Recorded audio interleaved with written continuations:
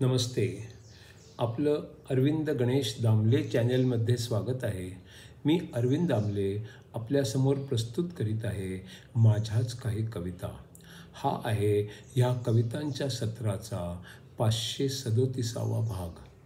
आपल्याला या पसंत पडल्या तर चॅनलला सबस्क्राईब करा, लाईक करा, शेअर करा आणि बेल आयकॉन दाबायला विसरू नका. तर पहिली कविता आहे. ध्येयपूर्तीकडे जाणारा रस्ता कधी सरळ, सपाट आणि गुळगुळीत हायवेसारखा नसतो. तो खाचखळग्यांचा, वळणावळणाचा आणि मधूनच लहान मोठे डोंगरांच्या पलीकडे जायचा असतो. ध्येयपूर्तीकडे जाणारा रस्ता कधी सरळ, सपाट आणि गुळगुळीत हायवेसारखा नसतो. तो खाचखळग्यांचा, वळणावळणाचा आणि मधूनच लहान मोठे डोंगरांच्या पलीकडे जायचा असतो.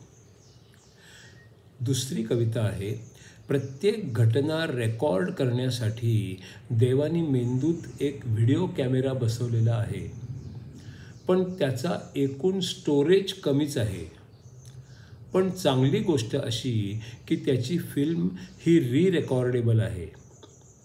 पंचायत हीच की पहिले काहीतरी डिलीट झाल्याशिवाय नवीन रेकॉर्ड होत नाही. आणखी एक गोम अशी की जे सगळ्यात जास्ती आवडेल ते आणि जे अजिबात आवडणार नाही ते डिलीट होऊ शकत नाही. या दोन गोष्टींची संख्या वाढली तर आपण काहीच नवीन घेऊ शकत नाही आणि मग काहीच नवीन करू पण शकत नाही.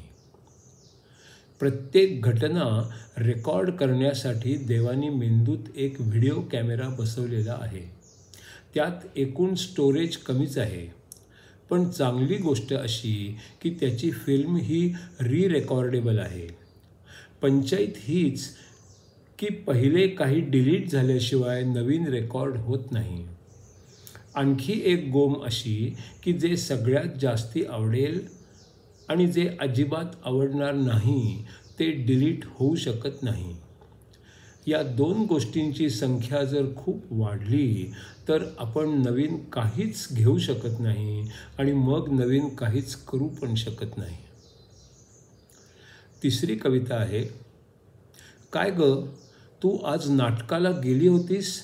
नाटक कसं होतं? सुखद होतं का दुःखद होतं? ती म्हणाली, शेवट सुखद होता हेच म्हटले पाहिजे, कारण नाटक संपले त्यामुळे सगळ्यांनाच आनंद झाला होता हे दिसले. काय ग, तू आज नाटकाला गेली होतीस? नाटक कसं होतं? सुखद होतं का दुःखद होतं? ती म्हणाली, शेवट सुखद होता हेच म्हटलं पाहिजे, कारण नाटक संपलं त्यामुळे सगळ्यांनाच आनंद झाला होता हे दिसले. चौथी कविता आहे. शंकराचार्य लिखित विवेक चूडामणी या ग्रंथावर आधारित पुढचा 71वा भाग. परमात्मा सर्व ठिकाणी असतो, सर्व काही जाणतो, त्याच्यामुळेच सर्व असते, तो त्याच्यामध्ये नसतो. परमात्मा सर्व ठिकाणी असतो, सर्व काही जाणतो, त्याच्यामुळेच सर्व असते, तो त्याच्यामध्ये नसतो. तो तर सत्य असतो पण भास त्याच्यावर असतो.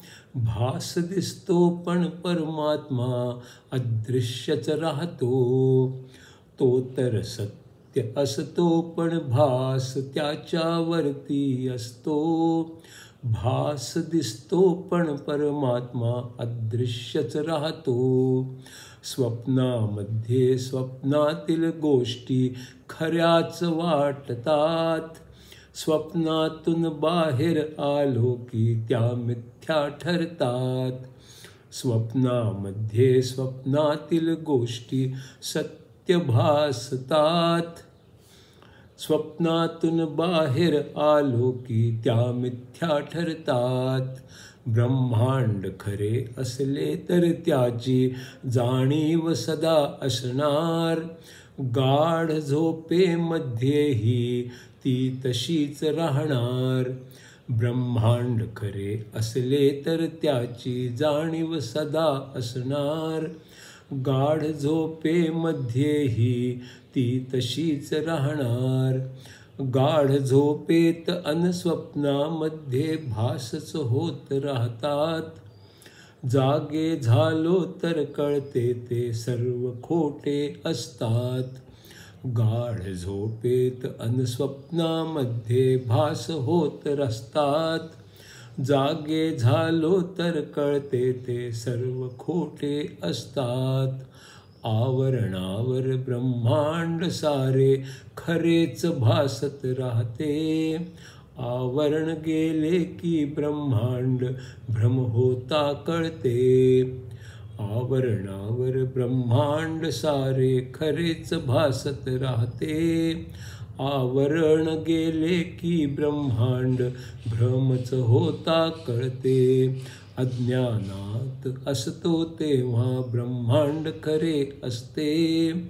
ज्ञान झाले तर ते सारे भ्रमच असते कळते. अज्ञानात असतो तेव्हा ब्रह्मांड खरे असते. ज्ञान झाले तर ते सारे भ्रमच असते कळते. परमात्म्यापासून वेगळे ब्रह्मांड असे नसते. परमात्म्याहून अन्य वेगळे असे काहीही नसते.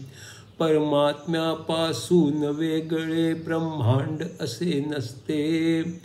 परमात्म्याहून अन्य वेगळे असे काही नसते. वेगळे वाटले तर ते सारे भ्रमामुळे असते. पंचेंद्रिय अन मन बुद्धी यातून भ्रम बनत जाते. वेगळे वाटले तर ते सारे भ्रमामुळे असते. पंचेंद्रिय मन बुद्धी यातून भ्रम बनत जाते. आतून बाहेरून सगळीकडून कळू शकत नाही. जे कळले असे वाटते कल्पनेतले असते. आतून बाहेरून सगळीकडून कळू शकत नाही. जे कळते ते असे वाटते ते कल्पनेतले असते.